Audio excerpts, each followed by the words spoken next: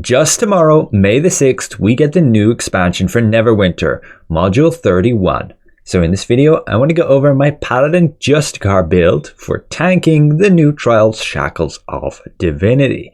This will work in pretty much all other content too, but there are a few things to be aware of. Particularly in this fight, you don't need a certain amount of stats because you can just simply position well and avoid taking said damage. Just keep in mind it's open to change and beware of updates in the video description or pinned comment below. This is accompanied by a document where you can read through exactly what you need for this build with a few explanations here and there. The purpose of this build is for maximum survivability, but keep in mind of group optimization. You can see that in the end section of this build, there are plenty of options you can switch to support your team's damage output, as that's usually the best way to go once a team is comfortable at beating content, so you can speed through it and get those completions much faster. I will jump through multiple sections and we will begin with powers. Your purpose as the tank is to make sure the threat is on you. Check the top left, you have this little bubble and this needs to be red while everybody else is like green or yellow. You may play with another tank and then you're going to coordinate who is the person who has the top threat. Once you have that sorted, you then need to make sure you're actually going to be surviving certain mechanics. In this trial, there are tank busters and there's like the arrows, which we've always named it as like hypothermia, which is a group soak check. And you can take both solo and ultimately, yes, tank. There's not a whole lot more to this trial other than that. The tank buster is this massive red area with a skull on it, as you see right here. Make sure you're prepared for that damage hit. And the arrows, the hypothermia is this, and yes, you should be able to tank it alone rather than bringing it into the group and risking them dying. Be aware, holding threat just requires you to deal damage, along with having an ability to put yourself back to the top of the threat list in case you say lose that threat. If you are no longer red here, use your top of the threat list power, and you have two options here on Paladin: to use Smite combined with Divine Challenger or Vow of Enmity. In some gameplay you'll see I switch later on in the fight to Vow of Enmity. This is so that I can use my divinity for the palisade so that I can avoid taking extra damage by using that ability. But then it also allows me to still have that top of the threat list ability.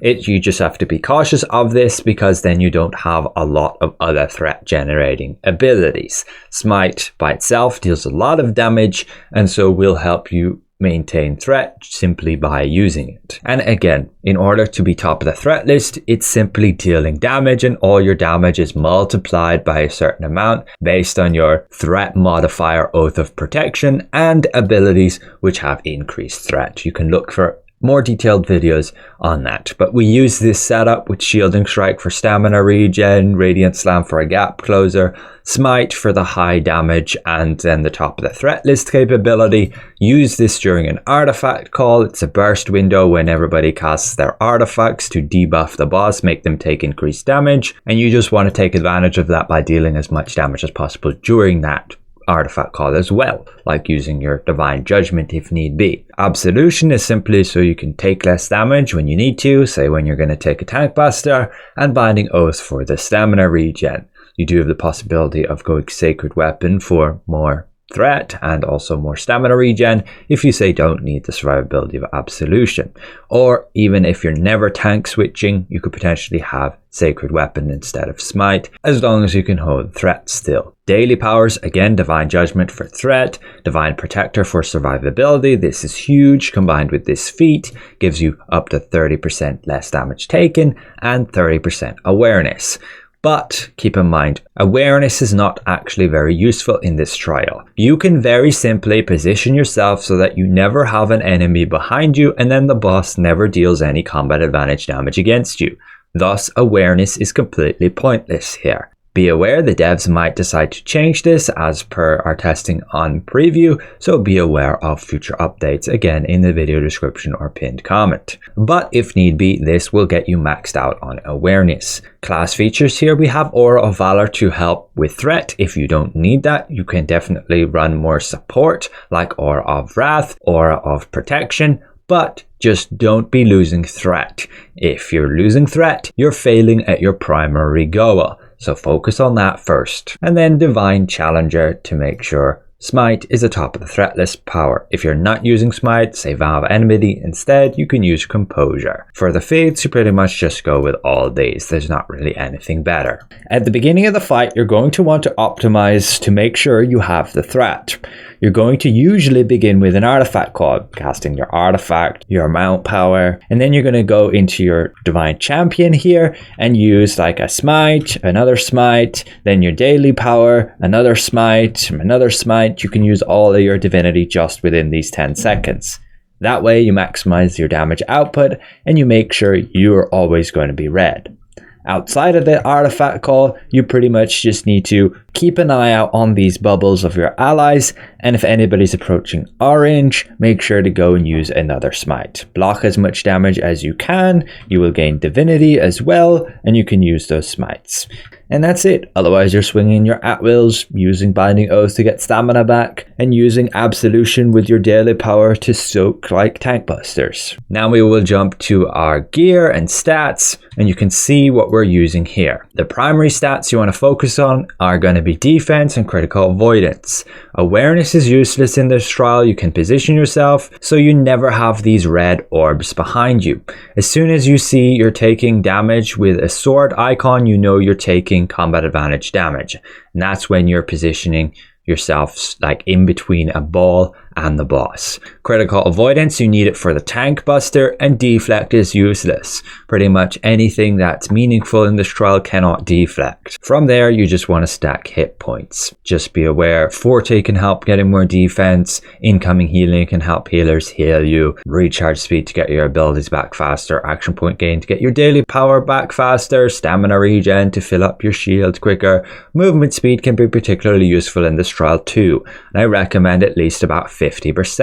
You will need it for this jumping part, which requires you to get up these platforms to the top again multiple times throughout this trial. Looking at the actual gear we have, there are only 3 new things from this module, and that's the head, chest, and arms. Arms giving the divinity, chest piece giving that damage reduction and hit points, and the head piece simply giving you a bunch of forte and stamina regen. Again, we don't need awareness in this trial, so the alternative would be using the depth forged one in the majority of content for that awareness, but in this trial again it's useless, so we may as well go with the new one. And other than that, still the void touched weapons, rugged boots. They tried to make the new celestial boots good, but they're only 15% of maximum hit points, so probably still not worth it. But maybe you want the item level, or you're running with healers which don't critically heal you a lot, then you won't get that much uptime on these. Still going with the Tiamat set, we can have the Malachite Abyssal Loop combined with the Diamond, giving the set effect, and then when you use our daily power, the Manticore's Bite, and then when we stand still, more stamina, and the awareness is technically useless here. The other alternative is the Topaz Ring, but that's similarly useless here as we don't need deflect. And the shirt and pants are still these from my previous build, giving the critical avoidance, the damage reduction, and the set effect of defense. Just be aware again of group optimization. You can check the document here, and there are plenty of things you can switch around, like the enchanted Bregan chest piece to put the action point orbs on the ground, the masterwork weapons, the grace ring, the Marilith set, or even Vistani or Apocalypse, all for that extra team support. And yes, you can technically switch to the new shirt and pants too, this one giving movement speed when you're under a certain amount of stamina, and this giving defense when you're hit for 15% of your max health or more. But the set effect is awareness, which is kind of pointless, versus the other, which is defense, and you get the added incoming damage reduction, even though it's a tiny amount, can still be useful in this trial, particularly when, say, the orbs appear. As per the accompanying document, you can see where the locations are of those gear pieces. Just be aware there's plenty of alternatives, and if you are starting out as a tank, I recommend looking at my tank gear progression video. For our modifications, armor kits and jewels, we just have these. You can see my enchantments then. These are the artifact locations. Just be aware it doesn't really matter what you have in offense. Sure, Garnet is best for power, and overloads, it's definitely best to have resiliency of the depths and unholy protection. If you have more than enough crit avoidance, then you can use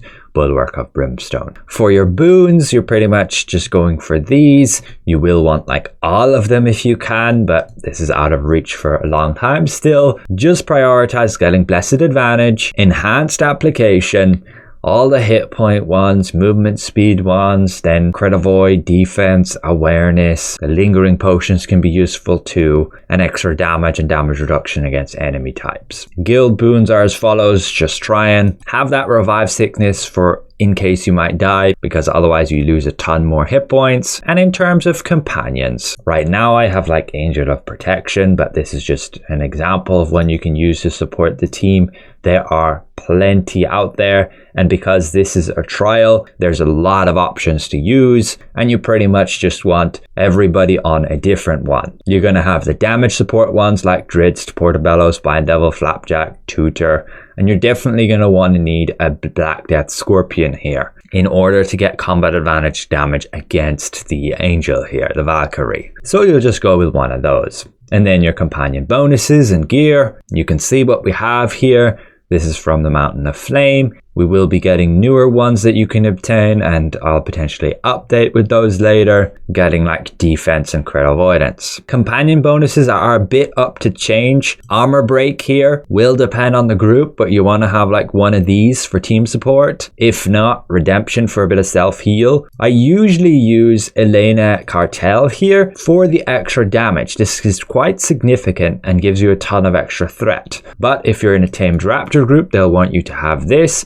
And sure, just to stat pad min-max, we have this, Goldfish. All of these are focusing on crit avoidance and defense and not awareness versus what we'd have in other builds. Again, because we don't need that awareness in this new trial. That's open to change again if they go and adjust the damage in the trial and make it so it does deal combat advantage, then we'll want to prioritize awareness over like crit avoidance. We jump to mounts then. Just try and get mounts that have these bonuses. You can check my mount document, which I'll need to update. But we have Guardian Spirit here, 3 of them to give maximum hit points and defense.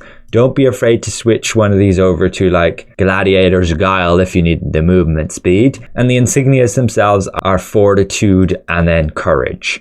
We also have 2 heal insignia bonuses, Lionheart's Perseverance and Knight's Condemnation. Be aware of team support and potentially using Shepherd's Devotion or Allies Resilience. You can see what mount collars we're running here. You can only have 1 of each. And then for the mount powers, these are going to change a bit. This would be the order of ranking for a dungeon and this for a trial. It's the same for artifacts. It's going to be a little bit different for like artifact calls. This is a dungeon and then this is a trial. Your equip bonus is always going to be like Pack Tactics, Mystic Aura or Runic Aura. And then your consumables. Very simply in this build, we've got Caprice for hit points, Chocolate for awareness and hit points, which we don't really need the awareness, so you could have Sambocade instead.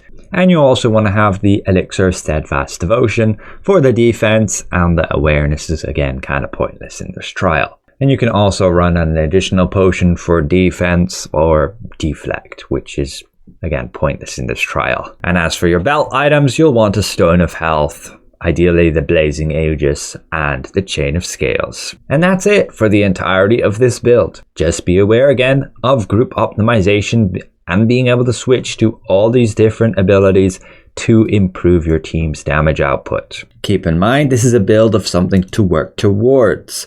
You will not have these celestial items right from the get-go, and so you will be using alternatives, which will simply be what we used in our previous build. The Enchanted Depth Forged Helmet, the Abyss Conqueror's Provoker's Cuirass, and the Enchanted Depth Forged Arms piece. There are alternative pieces from those again, which you can check back on previous builds, Module 29, Module 28, so on and so forth. You don't necessarily need all the min-max stuff in order to beat this kind of content, especially on a tank when you have good healers. Again, be aware of updates in the video description and pinned comment below, particularly if they change the stats with regards to the trials, making use of tank's awareness or even deflect. So thanks all for watching, and we'll see you guys around.